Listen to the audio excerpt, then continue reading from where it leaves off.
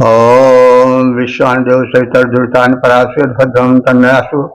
ओम भद्रं कर्णेभिः श्रृणाम देवा भद्रं पश्येमाक्षुरेत्राः। ईश्वरंगस्तु श्वासतनुभिर्व्यसेमहि देवहितमेदायुः। ओम वेद प्रेम्योस्तु श्रोतां संप्रथम ऋग्वेद दशम मंडल के 179वें सूक्त की व्याख्या में प्रवेश करने जा रहे हैं। इस सूक्त में 3 मंत्र हैं। मंत्र दृष्टा शिव अवशीन देवता इंद्र, और इस सूक्त के प्रथम मंत्र का शीर्षक है ऋतुजों से निवेदन। अब संबंधित मंत्र का सर्वप्रथम सत्तर पाठ हो जाए।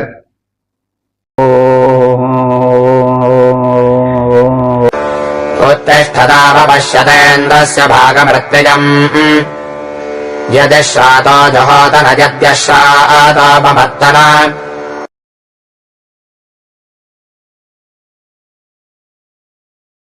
इस प्रथम मंत्र में ऋतुजों से ऋतु के अनुकूल इंद्र के निमित्त यज्ञ भाग तैयार करने का कथन है।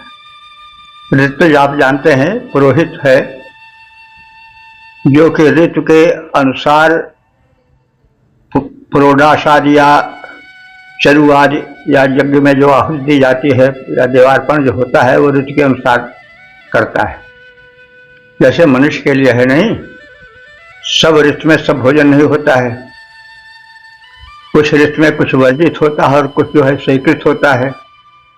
तो ऐसे देवों को भी जो चरु पुरोडाश आदि या जो यज्ञ के हेतु सामग्रियां प्रस्तुत की जाएं वे ऋतु के अनुकूल हों, और जो पुरोहित ऋतु के अनुकूल यज्ञ सामग्री देवों को अर्पित की जाने वाली वस्तुओं को अर्पित करता है, उसको ऋतुज कहते हैं। तो ऋतुज हे ऋतुजा हे ऋतुजों, उत्तिष्ठत उठो। उठो का मतलब हुआ कि कटिबद्ध हो जाओ, कमर कस लो अपने कर्म क्षेत्र में आगे बढ़ने के लिए। ऋतुयम, ऋतुयम माने प्रत्येक ऋतु के अनुकूल। इंद्र से भागम पश्यत, इंद्र को उनके यज्ञ भाग को तैयार करने के विषय में विचारो, देखो, सोचो, उद्योग करो। यदि श्रातः, श्रातः माने पक गया हो, यदि पुरोडाश आदि पक गए हों, यदि श्रातः, तब जहोतन माने उसको उसकी आहुति दो। और यदि अश्रातः, यदि अभी पका नहीं है, यज्ञ में इंद्र को समर्पित करने वाली जो सामग्रियां हैं, भोग पदार्थ हैं, तो भी ममत्तन, तो इंद्र से दूर मत हो, बल्कि ममत्तन माने इंद्र के अनुकूल स्तोत्रों से उनकी प्रार्थना करो। हे ऋतुजों, उठो और ऋतु के अनुकूल इंद्र के निमित्त यज्ञ भाग तैयार करो। यदि यज्ञ भाग यज्ञ में प्रस्तुत की जाने वाली भोग सामग्रियां पकाई जा चुकी हों, तो उनके निमित्त यजन करो, और यदि नहीं पकी हैं तो पकाओ तथा स्तोत्रों से प्रार्थना करो। इंद्र के निमित्त व्यावहारिक रूप में कार्य हो, और यदि कार्य हो रहा हो तो कोई समय ऐसा न हो जिसमें इंद्र की स्तुति न हो, इंद्र से जुड़ा न हो संपर्क। तो उस पुरोडाश के पाचन काल में, यज्ञ सामग्री के पाचन काल में, पकाने के समय में स्तुति मंत्र ही गाओ, इंद्र से जुड़े रहो। ऋतुजों उठो, ऋतु के अनुकूल विचार करो। ऋतुजों उठो, ऋतु के अनुकूल विचार करो। इंद्र देवता के निमित्त अब यज्ञ भाग तैयार करो। यदि पुरोडाश पक चुका तो उसके द्वारा उत्तम यजन करो, यदि नहीं तो उसे पकाओ, मंत्रों से अस्तवन करो। ओम 10 179 2 देवता इंद्र शीर्षक इंद्र से निवेदन और संबंधित मंत्र का सर्वप्रथम सप्तर पाठ हो जाए। श्रातम् हविराश्वेन्द्र प्रजाहि जगामसोदो अध्वनो विबध्यम् परित्पासते निधिभिः सखाजः कुलपानव्राजपतिम् चरन्तम्।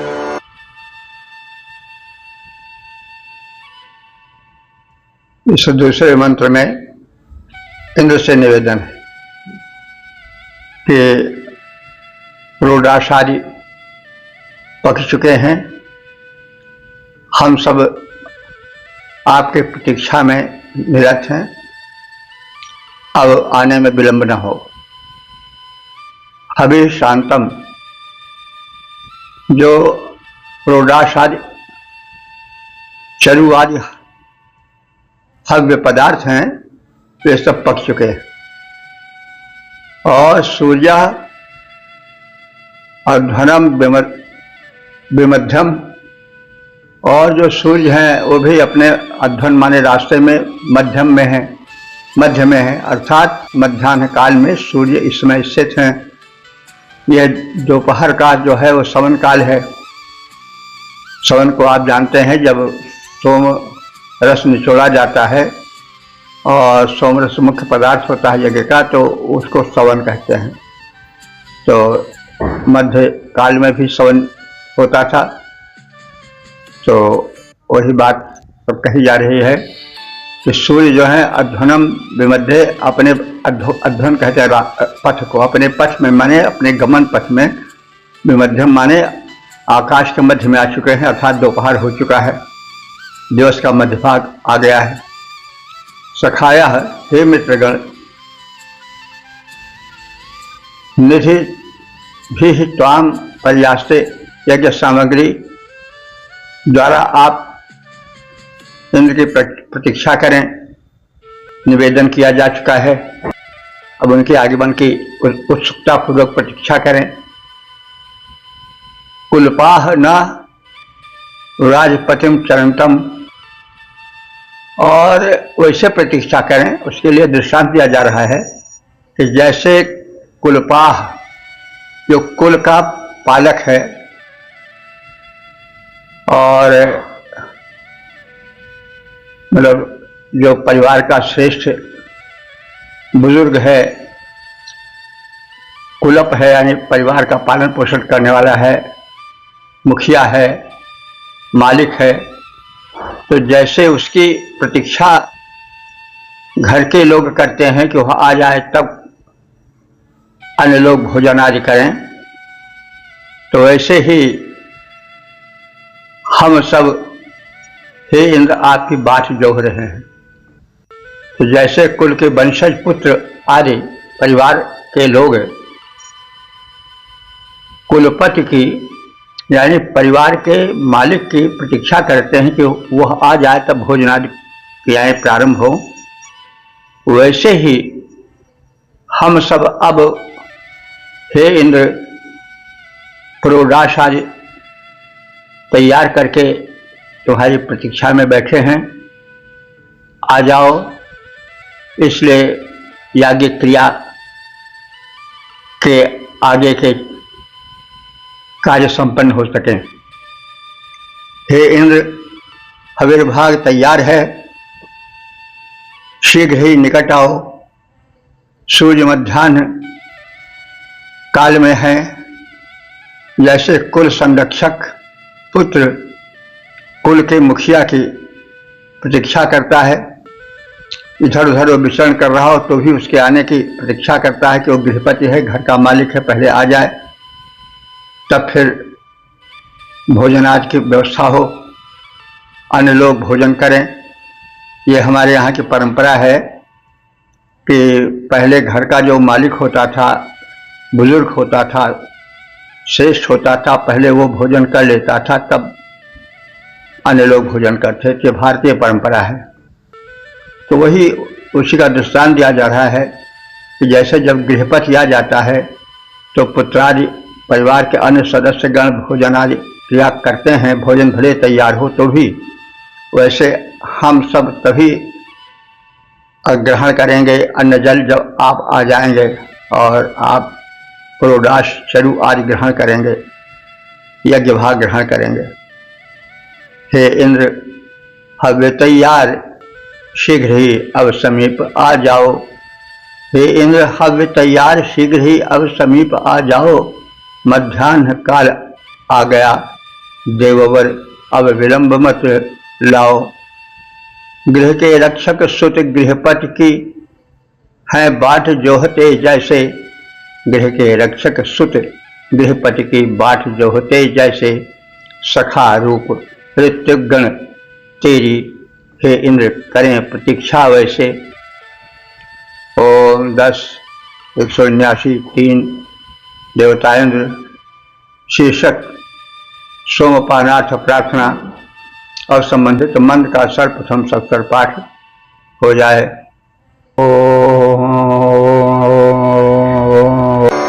श्रातं मन्य ओधन श्रातमग्नौ सुश्रातं मन्येत तृतन्नवेदः। माध्यं दिनस्य सवनस्य दध्नः पिबेन्द्रवज्रेन्वरकृत्युषाणः।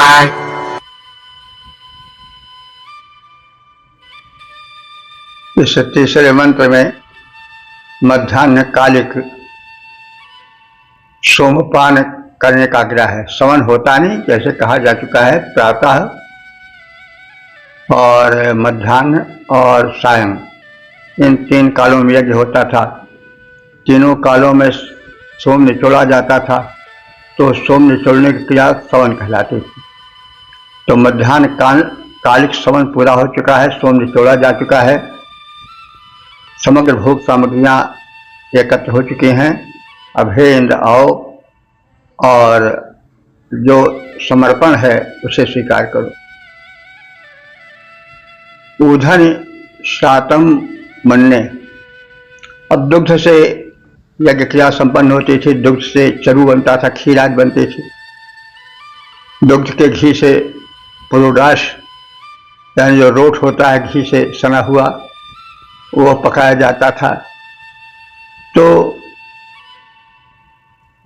दूध से साना भी जाता रहा होगा, कुछ लोग पानी से न सान करके दूध से आटे को सानते हैं पुरोडाश के लिए। तो वही सब बताया जा रहा है कि जो आपको पुरोडाश प्रस्तुत किया जा रहा है वह दुग्ध प्रधान है, गोदुग्ध प्रधान है।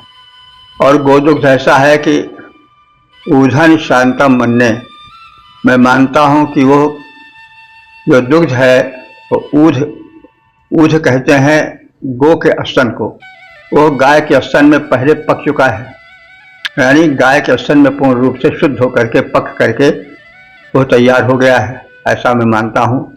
अग्नौ शांतम, उसके पश्चात फिर वो दुग्ध जो है अग्नि में अच्छी तरह से पकाया गया और सुशांतम माने, अब मैं उसे पूर्ण रूप से सुशांत माने परिपक्व मानता हूँ। ऋतम, ऋत कहते हैं सत्य को ही, ऋत कहते हैं यज्ञ को ही। तो इस सत्य स्वरूपा यज्ञ में नवीन जो आपका स्वागत सत्कार का कार्यक्रम है वो प्रस्तुत है। और वज्रन, हे वज्रधर इंद्र, पूर्वकृत इंद्र, हे अनेक पराक्रम करने वाले इंद्र, पूर्वकृत माने बहुत से पराक्रम करने वाले इंद्र देवता, जो सारा प्रसन्न होकर सेवन करो। किसका? माध्याह्न दिन से सवन से, जो मध्यकाल का सवन है, सोमरस निचोड़े जाने पर जो याज्ञिक प्रक्रिया में कार्य होता है देवार्पण का, और जिसमें आपको सब अर्पित किया जा रहा है पुरोडाश आदि सोमपान आदि की जो प्रक्रियाएं हो रही हैं, जिसको माध्याह्न दिन सवन कहा जाता है, वो सब प्रस्तुत है आपके लिए। और इस माध्याह्न दिन सवन में आप अपने प्रिय पेय सोम का पान करो। गौ के स्तन में दुग्ध रूप हवि का सर्वप्रथम पाक हो चुका है। फिर वह दुग्ध रूप हवि अग्नि में पकाया गया है। इस प्रकार से यज्ञ में अर्पित होने वाली दुग्ध रूपी हवि पूर्णतया परिपक्व हो चुकी है। हे परम पराक्रमी वृत्त निहंता वज्रधर इंद्र, मध्याह्न काल में समर्पित किए गए सोमरस का सहर्ष पान करो। गोस्तन में परिपक्व दुग्ध का अग्नि मध्य परिपाक हुआ। गोस्तन में परिपक्व दुग्ध का अग्नि मध्य परिपाक हुआ। इस प्रकार से मधुर दुग्ध का शुद्ध हव्य परिपाक हुआ। हे वृत्त निहंता वज्रपाणि, हे इंद्र देवता शक्तिमान। हे वृत्त निहंता वज्रपाणि, हे इंद्र देवता शक्तिमान। मध्याह्न काल में सोम समर्पित का आकर के करो पान। अब 3 मंत्रीय है दशम मंडल का 180वां सूक्त प्रारंभ होने जा रहा है। इस सूक्त के मंत्र जय इंद्र हैं, देवता इंद्र हैं और धन स्रोत के स्वामी इंद्र की प्रार्थना है। तो अब धन स्रोत के स्वामी इंद्र इस शीर्षक वाले मंत्र का सर्वप्रथम सस्वर पाठ हो जाए।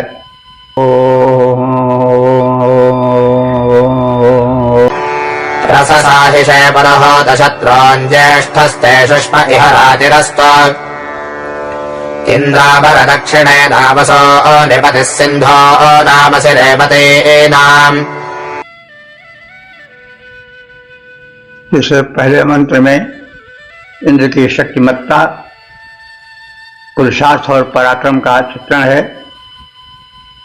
पुरहूत इंद्र, पुर माने बहुतों द्वारा, हूत माने आहूत, हे बहुतों द्वारा आहूत यानी बुलाए जाने वाले इंद्र देवता। तो बहुतों द्वारा बुलाए जाने का मतलब हुआ कि सम्मान अधिक है। तो इंद्र ऋग्वेद काल के सर्वश्रेष्ठ देवता थे। उस समय जो आज देवता प्रचलित हैं उनका नामो निशान नहीं था, राम का, कृष्ण का और हनुमान जी का कुछ ऐसा वर्णन नहीं है। उस समय जो इंद्र थे वही सर्वश्रेष्ठ देवता थे ऋग्वेद काल में। और ये चीज़ हम कहते आए हैं कि देखिए, स्वरूप तो वही रहता है, लेकिन उस देवता के नाम बदलते रहते हैं। कभी कुछ नाम कभी कुछ नाम, समय के प्रवाह में नाम बदलते रहते हैं। वैसे है शक्ति एक ही, सूर्य एक ही है, रहा है पहले भी, आज भी है, आगे भी आशा है रहेगा। तो इसलिए जब हम अर्थ करें तो यह अपने मन में विचार लावें कि जैसे हम राम, कृष्ण, हनुमान जी, दुर्गा देवी आदि की प्रार्थना करते हैं तो तल्लीन हो जाते हैं, वैसे इंद्र की हम प्रार्थना कर रहे हैं, भाव वही है, केवल नाम बदल गए हैं, तो उससे कोई अंतर नहीं पड़ता है। तो पुरुहूत इंद्र, हे बहुतों द्वारा अपनी महत्ता के कारण बुलाए जाने वाले इंद्र देवता। शत्रुन ससाहिषे, तुम महान हो और शत्रुओं को परास्त करने में सक्षम हो। सुषमा, सुषम कहते हैं सामर्थ्य को, बल को। तुम्हारा बल, तुम्हारा सामर्थ्य अप्रतिम है। ज्येष्ठा, तुम सबसे श्रेष्ठ हो, ज्येष्ठ हो, सर्वश्रेष्ठ हो। राति, राति कहते हैं दान को। और दक्षिणेन बसूनि आभर, दक्षिण हाथ से तुम धनों को जो हमको दान दो। दक्षिण हाथ से देने का मतलब हुआ कि अनुकूल होकर के, प्रसन्न होकर के दान देना। रेवती नाम माने संपन्नों का, सिंधु नाम माने नदियों के पति है। तुम स्वामी हो तो तुम सबके स्वामी हो। तो वही है दाता एक राम भिखारी, सारी दुनिया स्वामी तो तुम ही हो और सब सेवक हैं। हे बहुतों द्वारा आहूत इंद्र, तुम शत्रुओं को परास्त करने में पूर्ण सक्षम हो। तुम्हारा सामर्थ्य सर्वश्रेष्ठ है। दाहिने हाथ से तुम अनुकूल बनकर धनों को प्रदान करो। तुम ही धन स्रोतों के स्वामी हो। बहुतों द्वारा आहूत इंद्र, बहुतों द्वारा आहूत इंद्र सामर्थ्य तुम्हारा सर्वोत्तम। तुम अर्य बल दलमल सकते हो, तुम अर्य बल दलमल सकते हो। उसको परास्त करने में क्षम। दक्षिण कर में अनुकूल बने करते जाओ बहुधन प्रदान। तुम धन स्रोतों के स्वामी हो। हे इंद्रदेव तुम हो महान, हे इंद्रदेव तुम हो महान। ओम 10 182 देवता इंद्र शीर्षक शत्रु संहारक इंद्र। अब संबंधित मंत्र का सर्वप्रथम 70 पाठ हो जाए।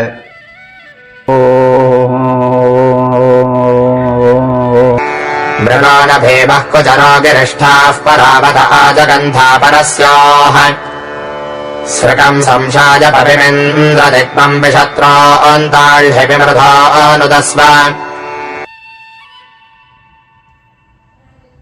इस दूसरे मंत्र में इंद्र की भयंकरता, शत्रुओं को विनाश करने में उनका क्रोध, उनकी तत्परता, ये सब प्रशंसनीय है। और उनकी उपमा दी जा रही है कि वे मृगेंद्र की तरह हैं। जैसे सिंह होता है, पर्वत पर रहता है,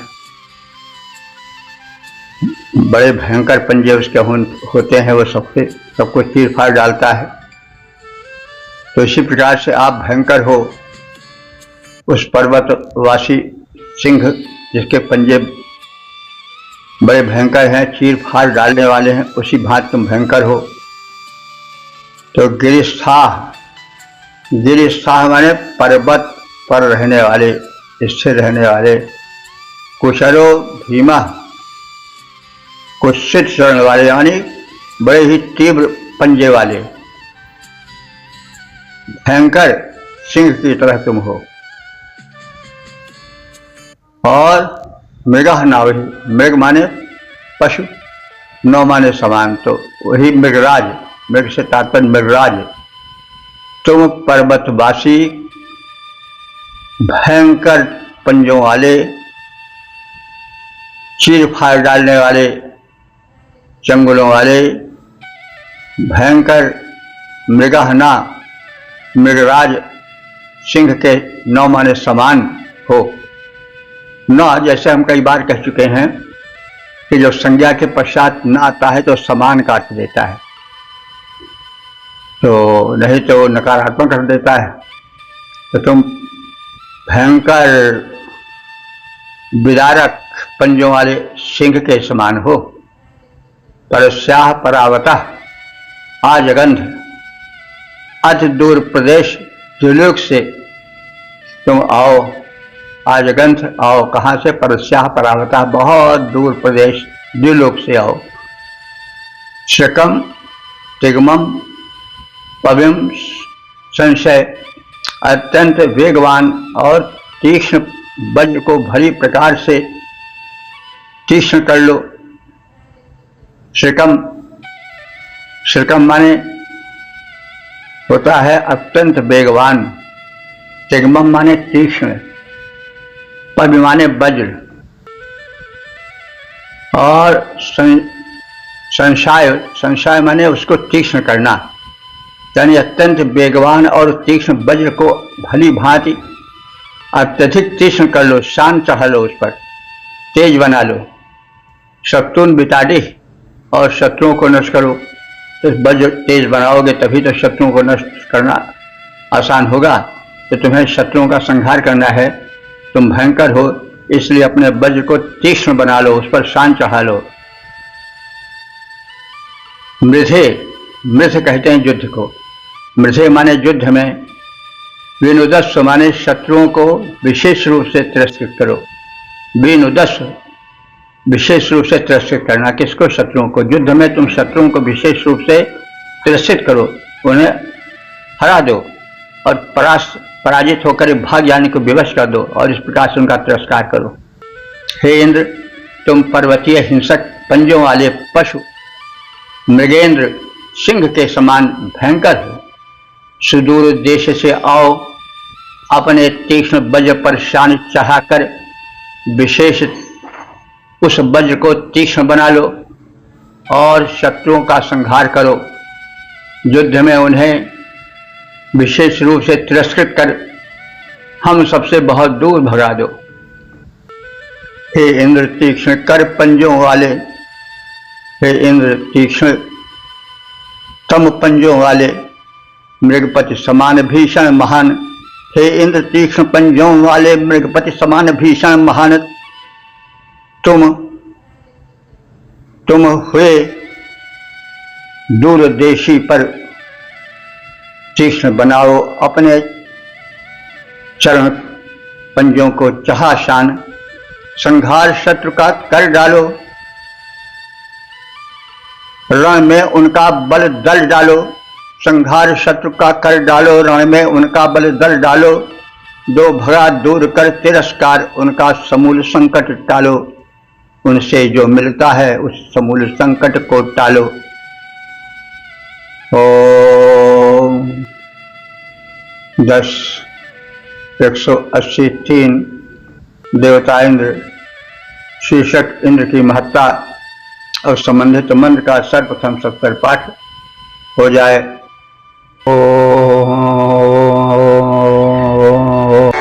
इंद्र क्षत्रमभिभाममोजोजायथा वृषभजनषणीनाम् अपानुदोजनममित्रयन्तमरुन् देवेभ्यो अकृणोरुलोकम्। इस तीसरे मंत्र में, जो कि इस सूक्त के समापन का मंत्र है, उसमें इंद्र के प्रचंड पौरुष, लोक रक्षक रूप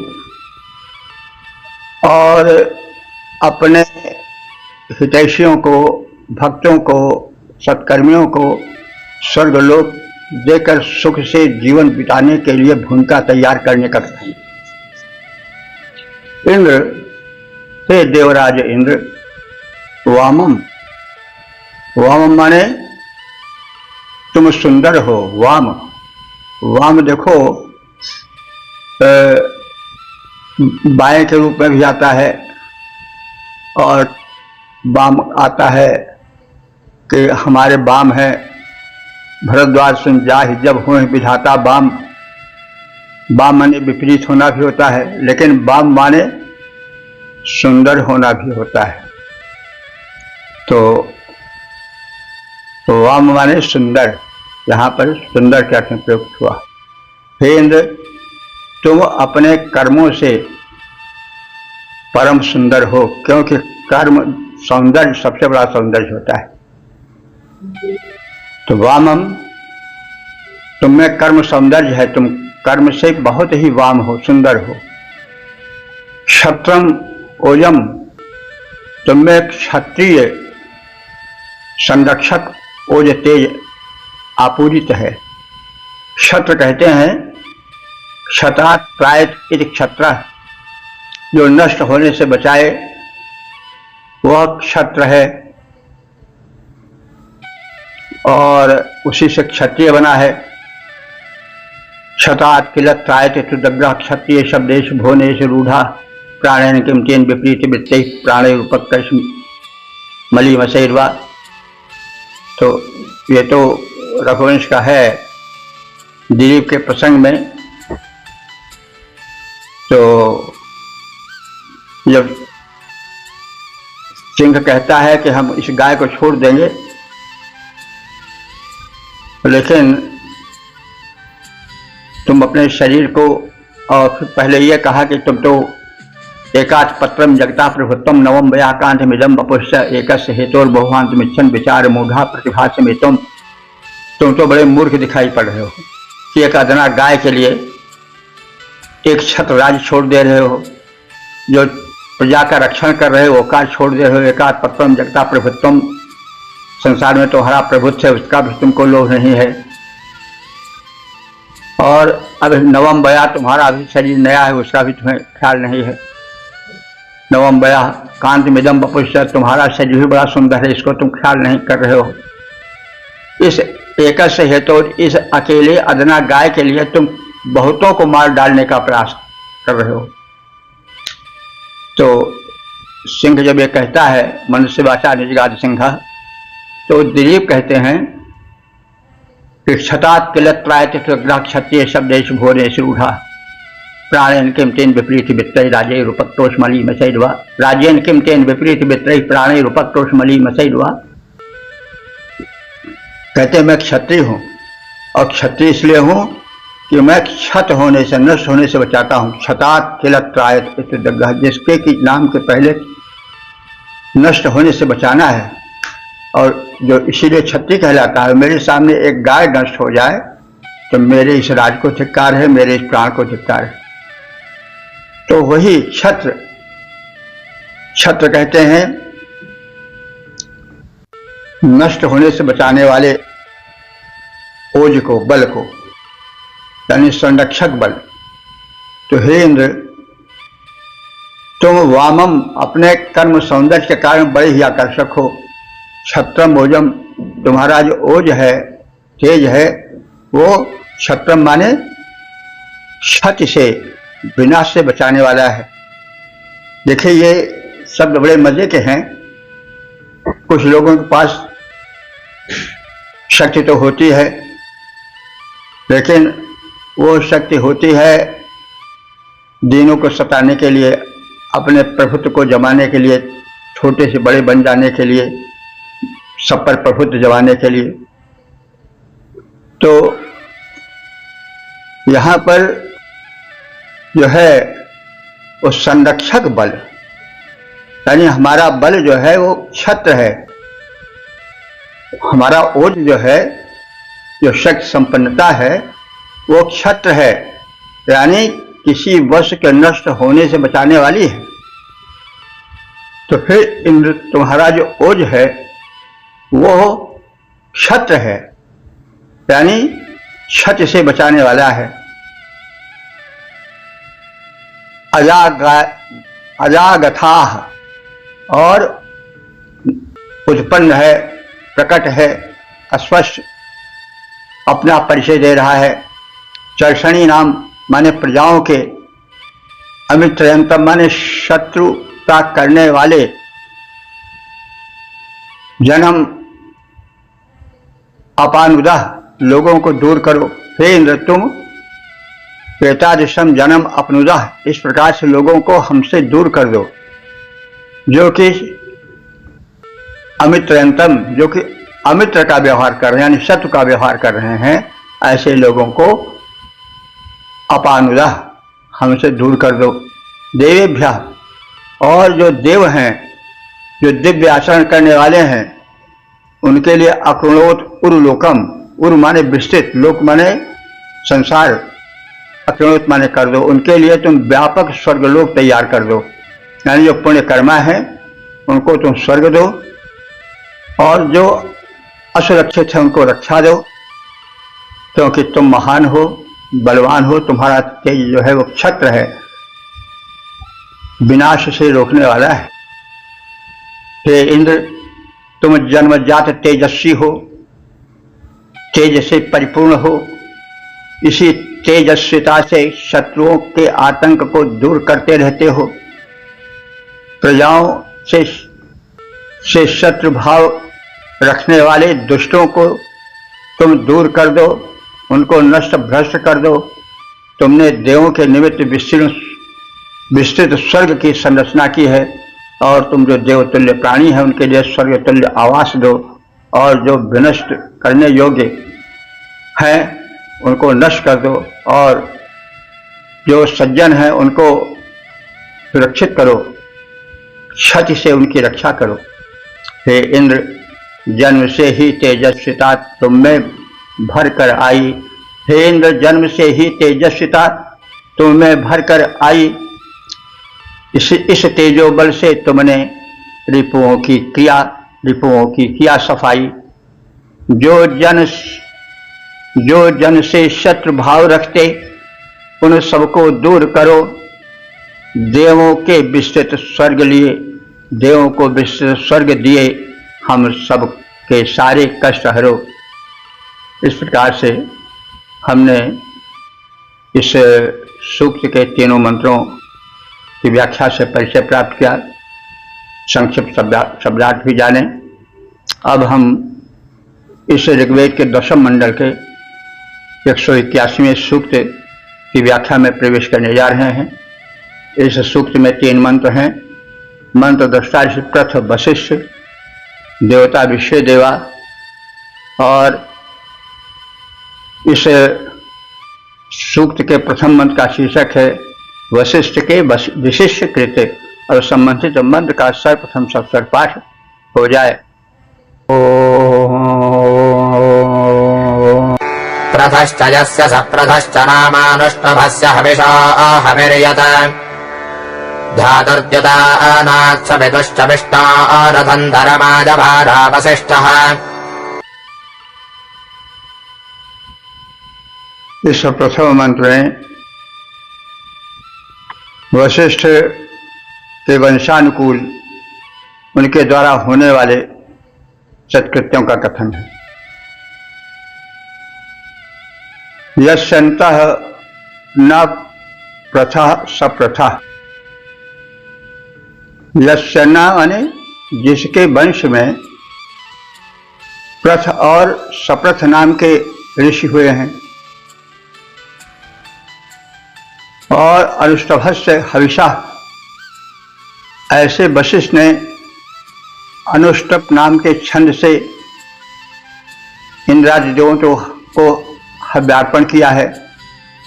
यत हवि रथंतरम, और जिस हवि को अर्पण करने का उपयुक्त साधन रथंतर नामक साम है, उसका प्रयोग किया है। धातु,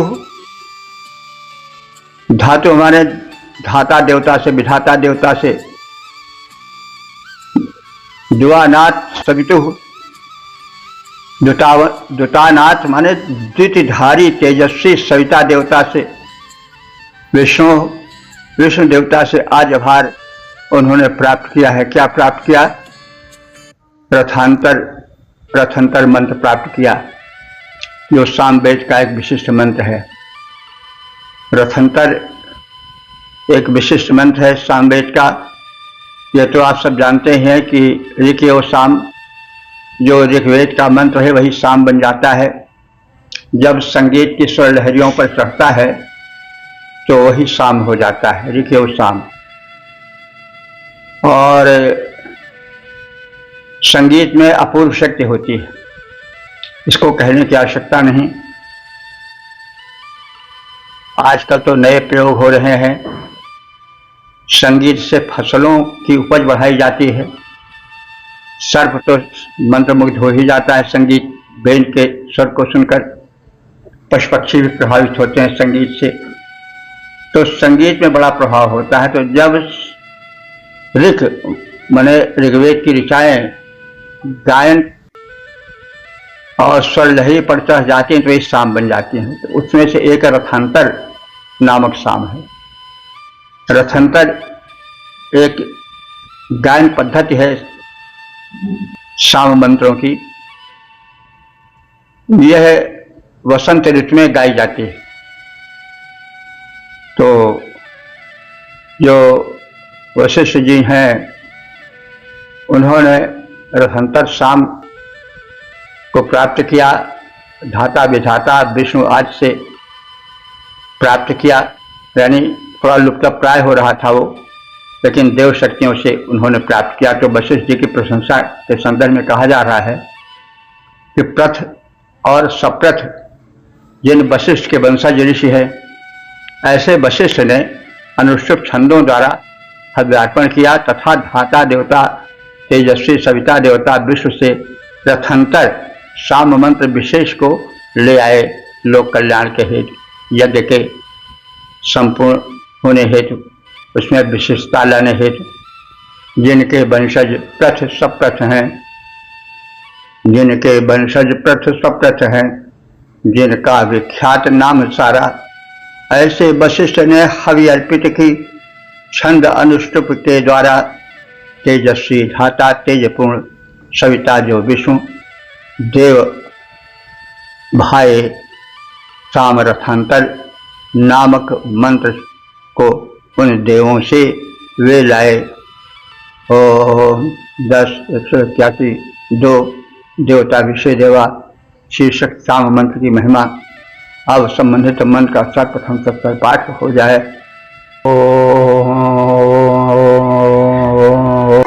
अविन्दन्ते अधिहितं यदासेद्यज्ञस्य धाम परमं गुहायद धातुर्युतानात् सवितुश्च विष्णोर्भरद्वाजो बृहदाचक्रे अग्नेः।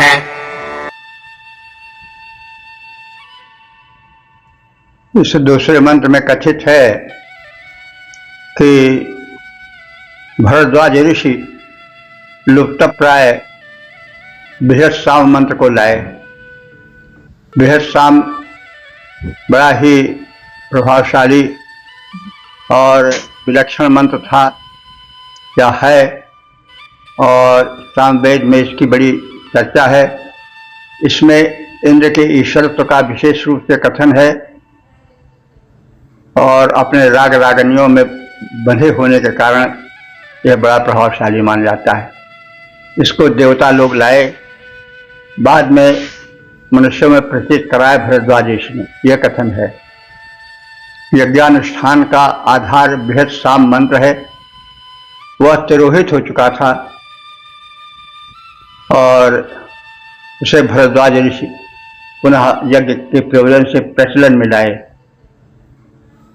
तो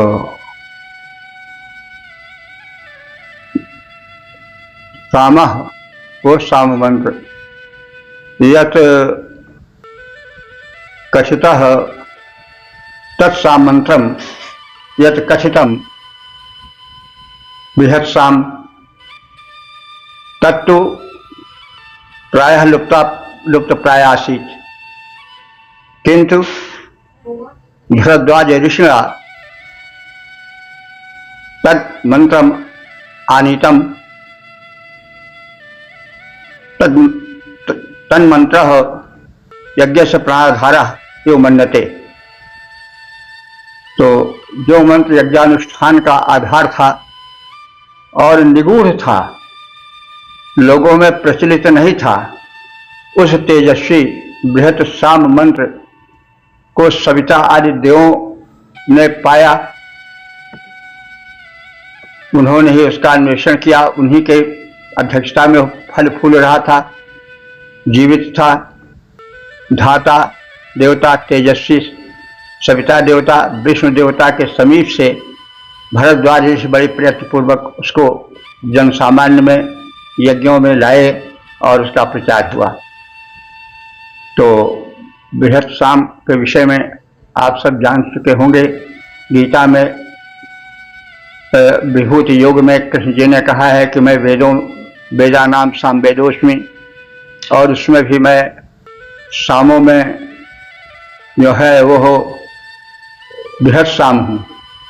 यह भी कहा है साम माने जब ऋग्वेद के मंत्र ही गायन की पद्धति में चढ़ जाते हैं, संगीत की स्वर लहरी में जब वे पक्के हो जाते हैं तो वही जो है वो साम बन जाते हैं। ऋख यो साम ऐसा कहा गया है। तो जो यज्ञानुष्ठान का आधार था और निगूढ़ था, मतलब एक तरह से जन समुदाय से दूर हो चुका था, लुप्त प्राय सा प्रतीत हो रहा था, उस तेजस्वी बृहत साम मंत्र को सविता आदि देवों ने प्रथम पाया।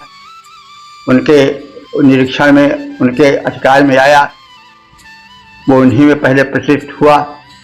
फिर धाता तेजस्वी देव सविता और विष्णु के समीप वह मंत्र आया। फिर उनसे भरद्वाज ऋषि ने प्राप्त किया और उसका सर्वसाधारण में यज्ञ में सामान्य रूप से प्रचलन हुआ। तो बृहत साम की महत्ता का कथन है। और इस प्रकार से जो निगूढ़ था, तेजस्वी था, जिससे होता यज्ञ विधान, जो निगूढ़ था तेजस्वी था जिससे होता यज्ञ विधान, पाए प्रथम देव सवितादिक भेदताम, वो परम महान उन देवों से भरद्वाज ले आए करने कल्याण, उसके द्वारा पूरित होने लगा सकल यज्ञानुष्ठान। ओम 10-181-3 देवता विषय देवा शीर्षक यजुर्वेदीय मंत्र की महत्ता। अब संबंधित मंत्र का सर्वप्रथम सत्तर पाठ हो जाए।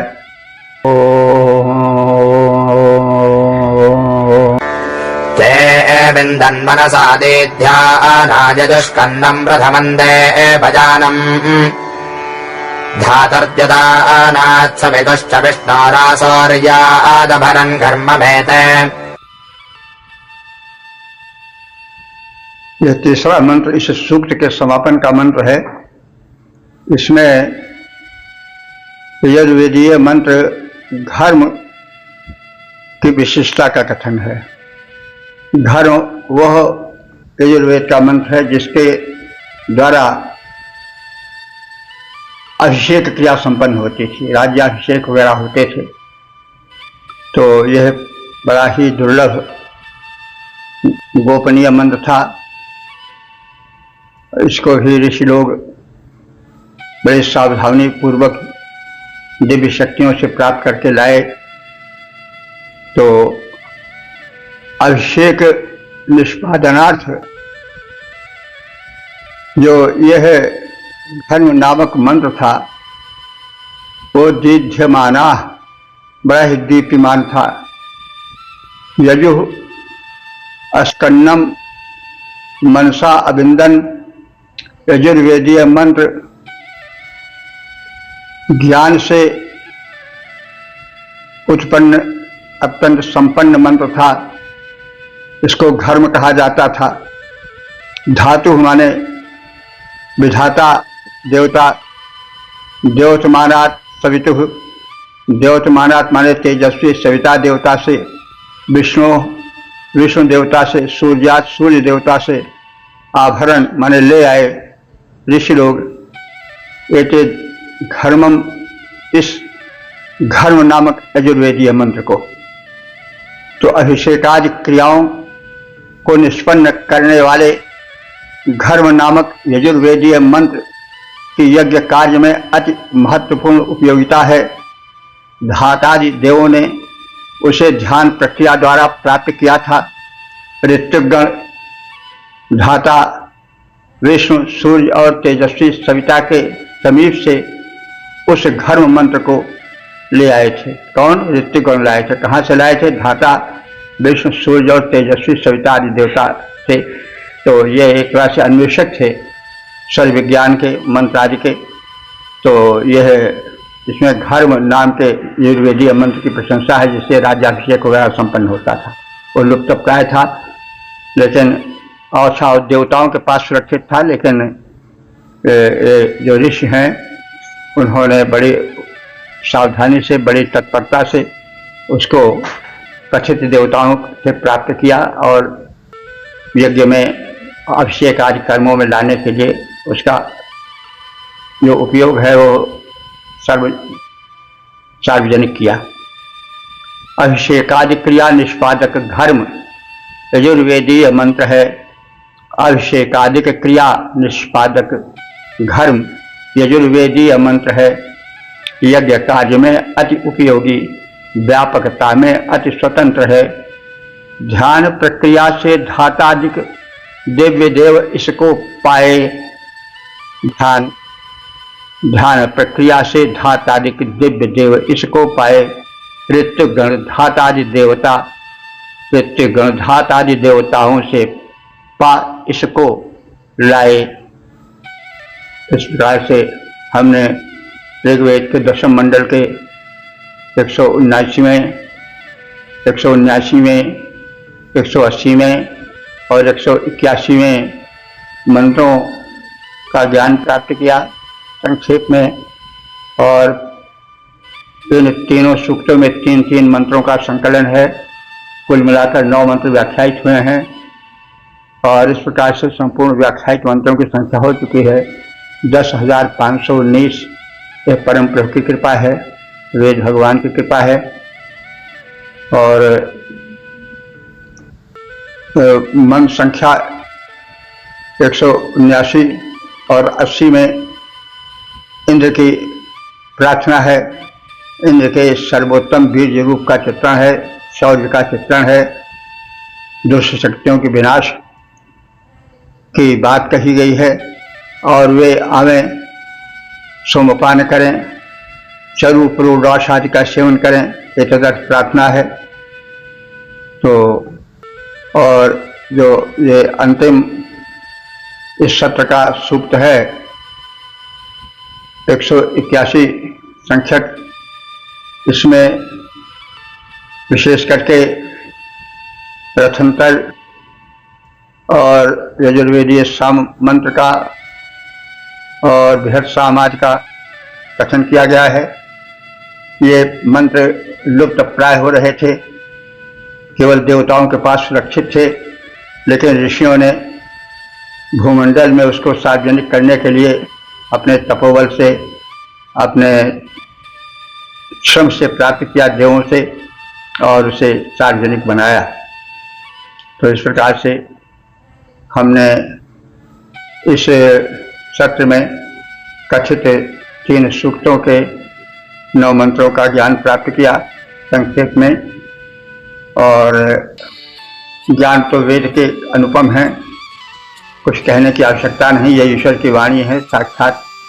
और सृष्टि के सबसे पहला जो स्वर फूटा था लोक कल्याण के लिए, वो वैदिक ऋषियों का स्वर था।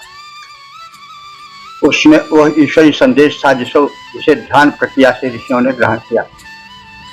यह भारत भूमि की उपज है, इसलिए हम भारतीयों का विशेष उत्तरदायित्व है कि हम इसका प्रचार प्रसार करें। हमें बड़ी प्रसन्नता होती है जब हम कुछ सज्जनों को वेद मंत्र के प्रचार प्रसार में निरत देखते हैं, सुनते हैं। इसमें दक्षिण के केरल के कुछ विद्वान अपना जो योगदान या जो अपनी तत्परता है उसका प्रदर्शन करके हमको बहुत संतुष्टि है। उनको प्रणाम, आशीर्वाद जो कुछ हो वो हमारा समर्पित हो। और वेद मंत्र तो सबके हैं, पूरे मानव जाति के लिए हैं, फिर भी हमारी भारत भूमि की छाती होने के कारण यह विशिष्ट रूप से हमारे दायित्व के अंतर्गत आते हैं। हमारा उत्तरदायित्व बनता है तो उनका प्रचार प्रसार करें। हम जब सुनते हैं कि कोई वेद मंत्रों पर ध्यान दे रहा है, प्रचार प्रसार में रत है, तो हमको हार्दिक प्रसन्नता होती है। हम अपने को कृतकृत्य मानते हैं। इस अवस्था में हम सब प्रयत्न कर रहे हैं इसलिए कि वेद मंत्र जो भगवत वाणी है वो सुरक्षित रहे। तो हम इसके सरल करने के लिए जो उपाय अपनाते हैं अपने दृष्टि से, वो अधिक सरल से सरलतर हो जाए इसकी चेष्टा की जाती है। यदि किसी को यह अच्छा लगता हो यह कार्य तो बड़ा अच्छा है। यदि कोई सुझाव देना चाहे तो दे सकते हैं, लेकिन सकारात्मक हो सुझाव, नकारात्मक नहीं होना चाहिए, क्योंकि उससे कोई लाभ नहीं। तो इस प्रार्थना के साथ सर्वे भवन्तु सुखिनः, सर्वे सन्तु निरामयाः, सर्वे भद्राणि पश्यन्तु मा कश्चित् दुःखभाग् भवेत्।